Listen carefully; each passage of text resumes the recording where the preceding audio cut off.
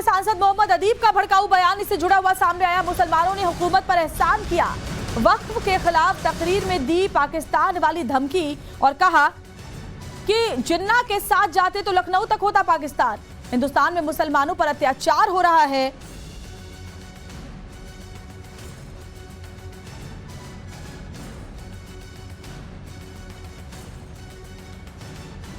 जो लोग पाकिस्तान चले गए उसका इल्ज़ाम हमें दिया गया।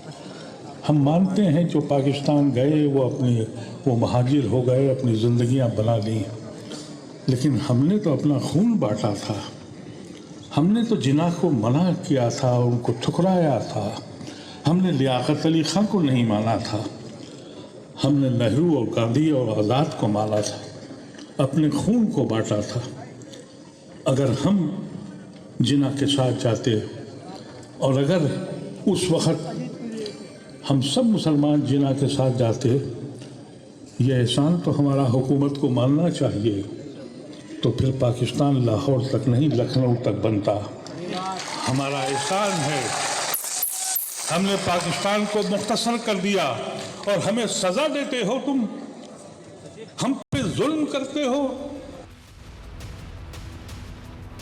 और देखिए, वक्फ के बहाने मोहम्मद अदीब ने देश के खिलाफ जमकर जहर उगला। आपको हम सुनाते हैं कि कौन कौन से बयान दिए गए। तो पहला जो बयान है, जो मुस्लिम पाकिस्तान चले गए वो महान हो गए, ये कहा गया। इसके अलावा दूसरा बयान क्या है तो वो भी जरा देख लीजिए। दूसरा बयान है, मुसलमानों ने जिन्ना को अपना नेता नहीं माना।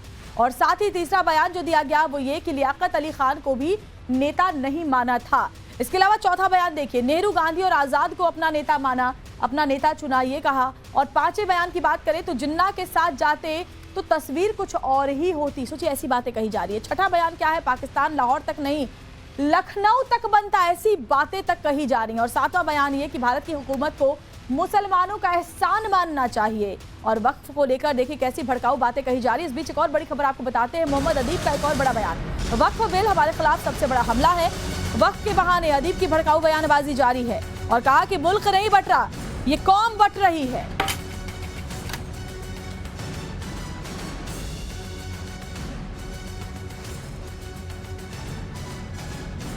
सबसे बड़ा हमला आपकी औकाफ का है। हमको लिंच किया गया, हम पे फसाद हुए, हमारे घरों पे बुलडोजर चले। हम इसलिए नहीं बोले कि मेरा घर तो महफूज है, क्योंकि हम अपनी ज़िंदगी के लिए जीते हैं। लेकिन आज हम पे हमारे पास अब कुछ भी नहीं बचा। आप लोग हमारी क़ुव्वत हैं। हमने सबसे ज़्यादा जो मुसीबत झेली है वो ये है कि अब हमारी हैसियत नहीं रह गई। हम कभी जानते थे, हम जब अलीगढ़ में पढ़ते थे तो उस वक्त सियासी जमातें कहती थी कि कहीं मियाँ नाराज़ ना हो जाए। 2014 में मोदी एक फार्मूला लेके आए कि हम बग़ैर मुसलमानों के हाकिम वक्त बनेंगे। वो बन गए। उनके बनने के बाद हर सियासी जमात ने ये फैसला किया कि ये तो एक बोझा हैं, हमको अपना हिंदू वोट बचाना है। ये मुल्क इसलिए नहीं बटा था। मौलाना आज़ाद ने जो बात कही थी कि वो ये जहन मुल्क नहीं बट रहा है, एक कौम बट रही है। और वो कौम आज वो हालत है कि अगर किसी दलित के ऊपर कोई लिंच हो, बेंत मारे, तो हर पॉलिटिकल पार्टी वहाँ जाने को तैयार है। हमें घर में हमारे घुस के पूछें कि तुम खाते क्या हो और मार डालें, किसी के ज़बान पर आवाज़ नहीं आती। दिल्ली में हुए इस कार्यक्रम में मोहम्मद अदीब ने और क्या कुछ कहा, चलिए आपको वो भी सिलसिलेवार तरीके से बता देते हैं। तो कौन कौन सी बड़ी बातें कही गई हैं। तो कहा गया कि मुसलमानों का सरकार पर एहसान है, यानी मुसलमानों ने सरकारों पर एहसान किया है। मुसलमान चले जाते तो पाकिस्तान लाहौर नहीं लखनऊ तक बनता, ये तक कहा जा रहा है। मोदी सरकार में मुसलमानों पर लगातार हमले हो रहे हैं, ऐसा बोलकर मुसलमानों को भड़काया जा रहा है। वक्फ पर बिल लाना अब तक का सबसे बड़ा हमला। हिंदुस्तान के मुसलमान आज खाली हाथ हैं। मुसलमानों के हक के लिए आवाज उठाने वाला कोई नहीं है, ये भी कहा गया। और साथ ही मुसलमान कौम अशरफ और पसमानदा में बटी हुई है, ये बोला गया। मुस्लिम समाज जागो, अपनी हैसियत को पहचानो, इस तरह की बातें कही गई हैं। उधर राज्यसभा के पूर्व सांसद मोहम्मद अदीब ने यह बात भी कही कि मुस्लिम समाज दो धड़े में बटा हुआ है और अपनी हैसियत पहचानने के लिए बंटवारा खत्म करना होगा। कैसी बदनसीब कौम है ये, अभी भी बटी हुई है, अभी भी अशराफ और पासमानदा में बटे हुए हैं। अरे पूरी कौम पासमानदा हो गई है, बेहिस हो गई है, सो रही है। कब तक जागोगे तुम लोग? अपनी हैसियत को पहचानो। तो कब तक सोए रहोगे? जागो, अपनी हैसियत पहचानो, वरना हालात खराब हो जाएंगे। इस तरह की बातें की जा रही है मुस्लिमों को भड़काने के लिए।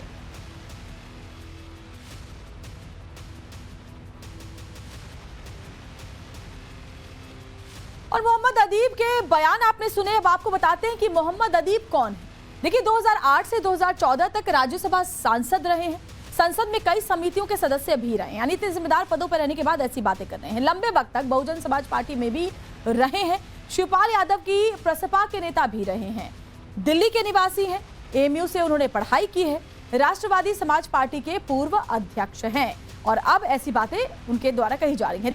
शहर शहर जाकर वक्फ बिल के बहाने भड़काऊ बयानबाजी की जा रही है। वक्फ के खिलाफ जो सम्मेलन हो रहा है, इसमें मुस्लिम बुद्धिजीवियों का जमावड़ा लगा है। देश के कोने कोने से बड़े बड़े मौलाना मजलिस में पहुंच रहे हैं, वक्फ संशोधन के विरोध में अपनी अपनी तकरीरें पेश कर रहे हैं। मुसलमानों को डराया जा रहा है कि अगर ये बिल संसद से पास हो गया तो मोदी सरकार मुसलमानों से उनकी जायदाद को छीन लेगी। लेकिन तकरीरों की कड़ी में हवाला ऐसा भी दिया गया जिसे सुनकर आप हैरान रह जाएंगे। तो बड़ी खबर हम आपको बता रहे हैं।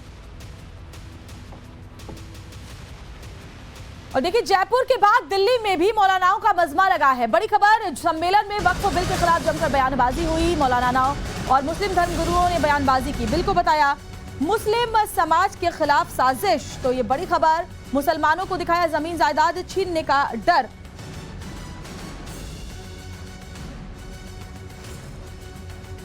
तो मौलाना और मुस्लिमों को भड़काने का ये देखिए कैसे काम जारी है। बिल को मुस्लिम विरोधी बताया, जमीन जायदाद आपकी छीन ली जाएगी, ये कहकर डराया जा रहा है।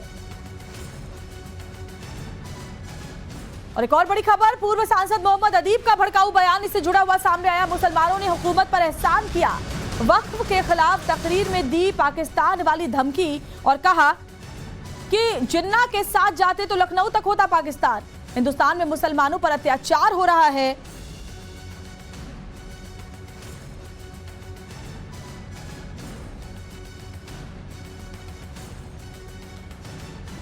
जो लोग पाकिस्तान चले गए उसका इल्ज़ाम हमें दिया गया।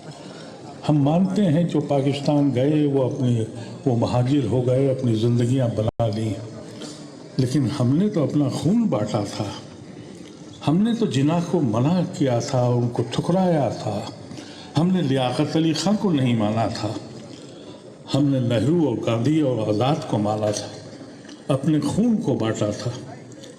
अगर हम जिना के साथ जाते और अगर उस वक़्त हम सब मुसलमान जिना के साथ जाते, ये एहसान तो हमारा हुकूमत को मानना चाहिए।